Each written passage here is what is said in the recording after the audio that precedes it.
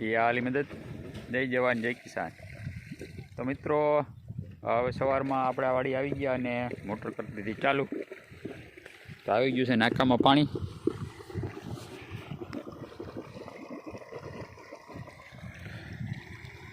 આજે થોડુંક આવવા મોડું થઈ ગયું. લાઇટ તો આવી જાય વહેલી, કલાક આપણી લાઇટ ગઈ. પણ હવે બધું ચાલુ કરી દઈ પાણી. કાલે સલોની પાણી વારતી હતી એટલે અહીં બધું ખોંદી માર્યું છે. નાકા વાકા બધું ધોઈ નાખ્યા. આ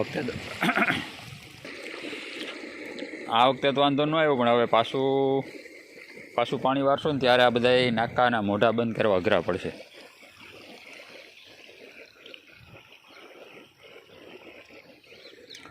હવે ચાલો તો મિત્રો, પાણી કરી દીધું ચાલુ. આ ક્યારો અધૂરો છે, પછી અહીંયા 2 ક્યારા, પછી અહીંથી આગલા ભાગમાં આવી જાય. તો ભેગું આપણે ચાલુ કરી દઈએ. આપણું રનિંગ છે જ.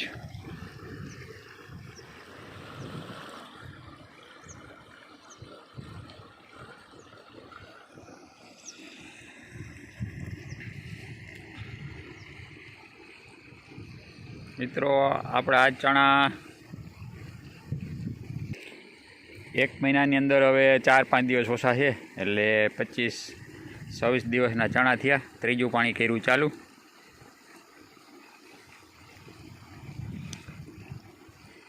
અત્યાર સુધી તો આમાં કાંઈ પ્રોબ્લેમ નથી આવ્યો. હવે એક આ બાજુનો જે ઘેરો છે એ આપણા કાશીમ કાકાનો છે.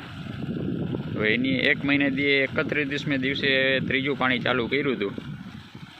પછી પાણી પી લીધા પછી થોડોક રાતા પાંદડા ને કોઈક છોડવો સુકાય ને એવો બધો એમાં પ્રશ્ન ચાલુ થયો હતો. એટલે એનું જોઈને આપણે એને કરે જે પાણી નહોતું પીવડાવવાને, પછી બહુ લાંબો તાણ નથી દેવી એટલે પાછું ચાલુ કરી દીધું પાણી. ને પાણી ભેગું આપણે R95 છે, એટલે મૂળનો વિકાસ કરે, છોડને તંદુરસ્ત રાખે. હવે જોઈએ આનું આપણને આમાં કેવું રિઝલ્ટ મળે. બાકી આપણે તુવેરમાં ને એમાં તો મસ્ત રિઝલ્ટ છે. હવે આમાં જો કાંઈ એવો રાતા જ પાંદડા પડવાનો કે સુકારાનો કે પ્રશ્ન ન આવે તો આપણે આનું ફાઇનલી એમ માનવાનું કે R95નું 100% રિઝલ્ટ છે. બાકી મેં ગઈકાલના વિડીયોમાં તમને કીધું કે આનું રિઝલ્ટ જબરજસ્ત રિઝલ્ટ આવે, પણ આપણે એનો ઉપયોગ કરેલો છે. પણ હવે આ રોગમાં કેવું કામ કરે એ જોઈએ આપણે.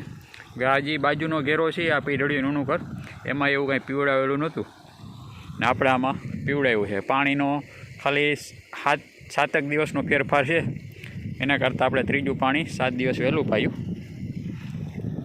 તો અત્યારે આપણા આ રીતના ચણા છે.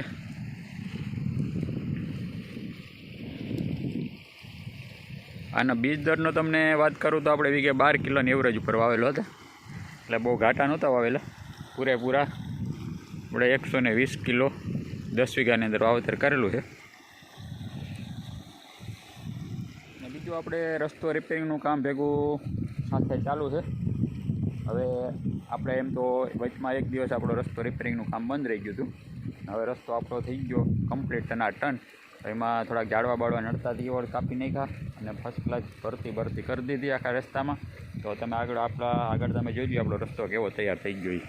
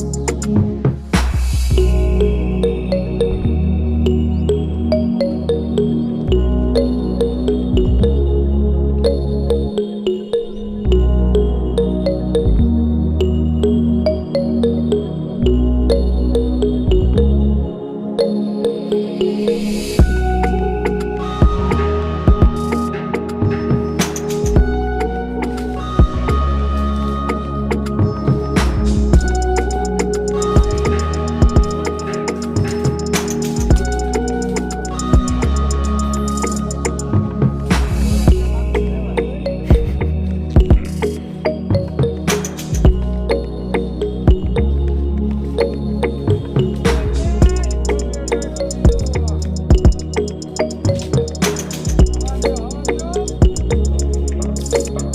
રિપેરિંગ કામ પૂરું થયું પછી ઝાડવા કાપીને સાઈડમાં નાખવાનું કામ ચાલુ કર્યું.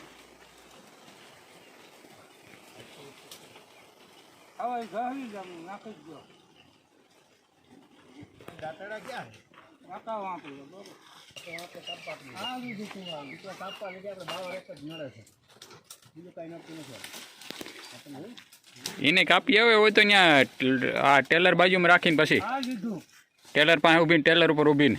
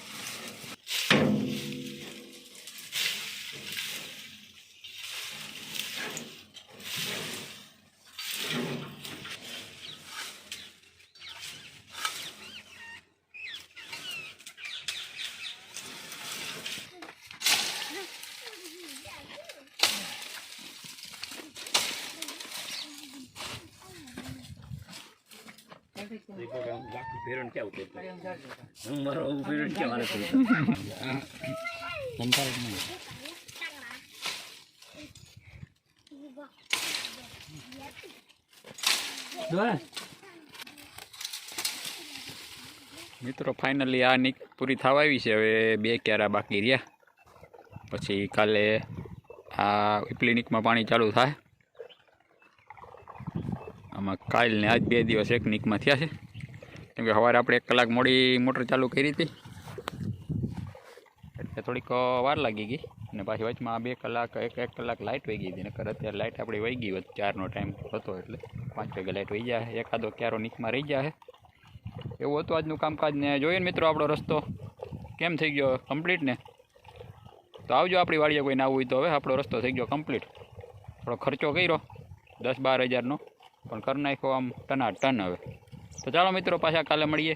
કંઈક નવા કંઈક કામકાજ નીકળશે પાછું. તો કે આ પાણી વારવાનું એક ને એક તો હું તમને બતાવું. હવે તો અમને એમ થાય કે આ ભાઈ તો રોજ પાણી જ વારતા હોય પણ પાણી વારવાનું 2-3 દિવસ કામ હોય એટલે કંઈ બીજું કંઈ કામકાજ નીકળે નહીં. એટલે કંઈક કામ નીકળે નહીં તો કે બીજો વિડીયો તો કે આપણી પાસે હોય નહીં. એટલે આ પાણીનું એ કાલનો દિવસ આપણે રહે પછી પાછું કંઈક તુવેરમાં કે ઓલી સાઈડ કે કંઈક કામકાજ કરશું. એ પાછા આપણે વિડીયોમાં મળીએ. તો ચાલો મિત્રો મારા વિડીયો તમને ગમતા હોય તો લાઇક કરજો, શેર કરજો. મારી ચેનલ સબસ્ક્રાઈબ ન કરી હોય તો મારી ચેનલ સબસ્ક્રાઈબ કરી દેજો. જય જવાન જય કિસાન યા અલી મદદ.